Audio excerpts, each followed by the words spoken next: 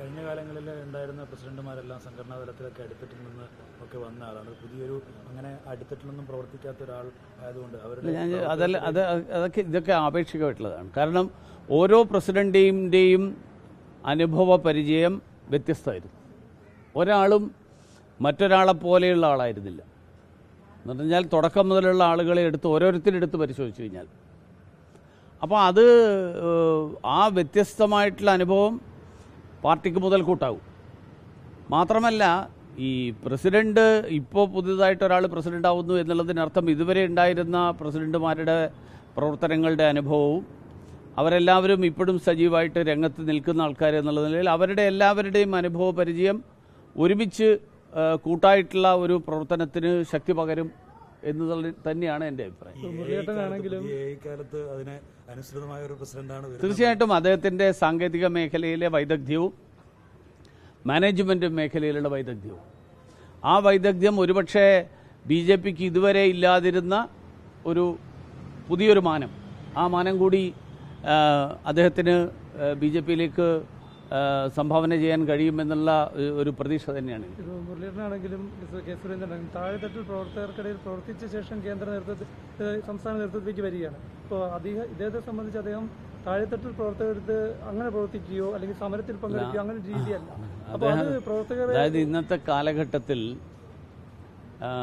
അദ്ദേഹം ലോക്സഭാ തെരഞ്ഞെടുപ്പിൽ മത്സരിച്ചു. ലോക്സഭാ തെരഞ്ഞെടുപ്പിൽ അദ്ദേഹം ചുരുങ്ങിയ ദിവസങ്ങൾക്കകം എല്ലാവരുമായിട്ടും അദ്ദേഹത്തിന് കണക്ട് ചെയ്യാൻ സാധിച്ചു.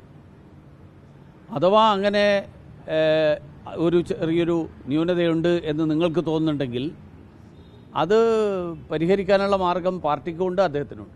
അല്ല, ഇങ്ങനെ പുതുമുഖമായിട്ട് വന്ന ആളാണ് ശശി തരൂർ. ശശി തരൂരിനെ തിരുവനന്തപുരം സ്വീകരിച്ചു. പക്ഷേ സംഘടനാ തലത്തിൽ അത് വേറൊരു പ്രവർത്തന രീതിയല്ലേ? അല്ല, സംഘടനാ തലത്തിൽ ശശി തരൂരിൻ്റെ ആയിട്ട് ഞാൻ താരതമ്യം ചെയ്യില്ല. ശശി തരൂർ തിരുവനന്തപുരത്ത് അധികം നിൽക്കാത്ത ഒരാളാണ്. രാജീവ് ജി അങ്ങനെ ആയിരിക്കും എന്നുള്ള അഭിപ്രായമില്ല. അദ്ദേഹം കേരളത്തിലുണ്ട്.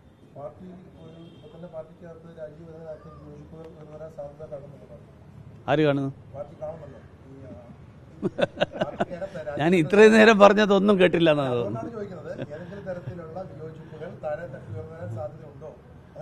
അങ്ങനെ ഒരു കാര്യം ഞങ്ങളുടെ കൂട്ടത്തിൽ ആർക്കും ഇതുവരെ തോന്നിയിട്ടില്ല, എൻ്റെ ശ്രദ്ധയിൽപ്പെട്ടിട്ടുമില്ല. എനിക്ക് അങ്ങനെ ഒരു പ്രതീക്ഷയുള്ള കുറെ ആൾക്കാരുണ്ടായിരുന്നു. അങ്ങനെ ഒരു പേരൊക്കെ പുറമേ വന്നു. അങ്ങനെയല്ല, അതായത് ഭാരതീയ ജനതാ പാർട്ടി രാഷ്ട്രീയ പ്രവർത്തകരൊക്കെയുള്ള പാർട്ടിയല്ലേ. എല്ലാ രാഷ്ട്രീയ പാർട്ടിയിലും രാഷ്ട്രീയ പാർട്ടികളിൽ പ്രവർത്തിക്കുന്ന ആളുകൾക്ക് രാഷ്ട്രീയമായിട്ടുള്ള താല്പര്യങ്ങളും ആഗ്രഹങ്ങളും ഉണ്ടാവും. പക്ഷേ ഞങ്ങളെല്ലാവരും പ്രവർത്തിക്കുന്നത് ഒരു പദവി കിട്ടാൻ വേണ്ടിയിട്ടല്ല, പകരം ഒരു പ്രത്യയശാസ്ത്രത്തിൻ്റെ അടിസ്ഥാനത്തിൽ ആ പാത പിന്തുടർന്നുകൊണ്ട് ജനങ്ങൾക്ക് അതിൻ്റെ പ്രയോജനം കിട്ടാൻ വേണ്ടിയിട്ടാണ്. ആ ലക്ഷ്യത്തോടുകൂടി പ്രവർത്തിക്കുന്നവരാണ് എന്നുള്ളതുകൊണ്ട് അത് നയിക്കാൻ ഓരോ കാലത്ത് പാർട്ടിയുടെ പൊതു താല്പര്യം പരിഗണിച്ചുകൊണ്ടുള്ള ഒരാളെ തീരുമാനിക്കും. അത് ഞങ്ങൾക്ക് കൂടി തന്നെയാണ് തീരുമാനിച്ചത്.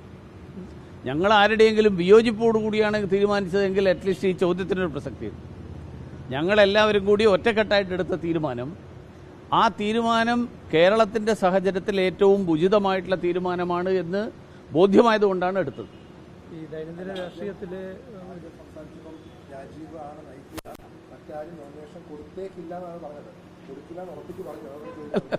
കൊടുത്തേക്കില്ല എന്ന് പറഞ്ഞാൽ ഞങ്ങൾ ഒപ്പിട്ടിട്ടുള്ളത് രാജീവ് ചന്ദ്രശേഖർജിയുടെ അത് മാത്രമാണ്. 3 മണിക്ക് മുമ്പ് നാമനിർദ്ദേശ പത്രികയുടെ അർത്ഥം എന്താ? വേറെ ആരും കൊടുക്കാൻ പാടില്ല എന്നല്ലല്ലോ. ഇപ്പം 3 മണിക്ക് മാറാൻ വന്നു കഴിഞ്ഞാൽ ഞാൻ പറഞ്ഞ ആ വാക്കിന് കേവൽ അതിൻ്റെ ഗ്രാമർ അനുസരിച്ചിട്ടുള്ള അർത്ഥം കണ്ടാൽ മതി, രാഷ്ട്രീയമായിട്ടുള്ള വേറെ അർത്ഥം. ഇദ്ദേഹം ഡെയിലി ആക്റ്റീവ് പൊളിറ്റിക്സിൽ നിൽക്കേണ്ട ആളാണ്. അപ്പോൾ തീർച്ചയായിട്ടും സ്വാഭാവികമായിട്ട് അദ്ദേഹം ഒരു സക്സസ്ഫുൾ ആയിട്ടുള്ള വ്യവസായം. ഒരു കാര്യം ഞാൻ പറയട്ടെ, നിങ്ങളിപ്പോൾ നോമിനേഷൻ്റെ ഘട്ടത്തിൽ എത്തിയിരിക്കുകയാണ്. അദ്ദേഹം നാമനിർദ്ദേശ പത്രിക കൊടുക്കും. നാളെ അദ്ദേഹം ഔപചാരികമായിട്ട് പ്രസിഡന്റായിട്ട് പ്രഖ്യാപിക്കപ്പെടും. അത് കഴിഞ്ഞ് പ്രവർത്തനം വരുമ്പോൾ നിങ്ങൾക്ക് നേരിട്ട് കാണാൻ പറ്റും. ഈ സംശയങ്ങളൊക്കെ അതോടുകൂടി തീരും.